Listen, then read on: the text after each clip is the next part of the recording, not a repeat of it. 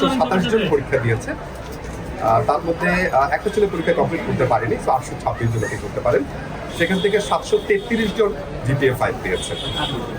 এবং আমি যদি বিভাগ ওয়াইজ বলি তাহলে বিজ্ঞান বিভাগ থেকে টোটাল 774 জন পরীক্ষা দিয়েছে, যার মধ্যে 711 জনই জিপিএ 5 পেয়েছে।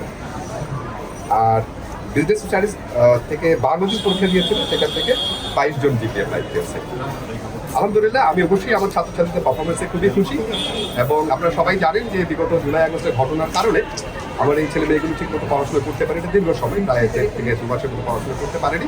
তারপরেও আমি অবশ্যই তাদেরকে দাবিদার রাখবো। টানা 7ম বারের মতো বেস্ট টিস্যু পেপার ব্র্যান্ড হিসেবে স্বীকৃতি পেয়েছে বসুন্ধরা টিস্যু। বাচ্চারা পড়াশোনা করেছে, তারা শ্রম দিয়েছে, এবং একই সাথে আমি ধন্যবাদ জানাবো অভিভাবকদের যারা নিরলস পরিশ্রম করেছেন, তাদের বাচ্চাদের সাপোর্ট দিয়েছেন। এবং কলেজ কর্তৃপক্ষ হিসেবে আমরা যারা ফর্ম টিচার আমাদের আছে, ফর্ম টিচাররা চমৎকার কাজ করেছে, তারা বাচ্চাদের নিয়ে কাজ করেছে, এবং সেই জন্যই আমাদের ফলাফলটা ভালো হিসেবে এসেছে।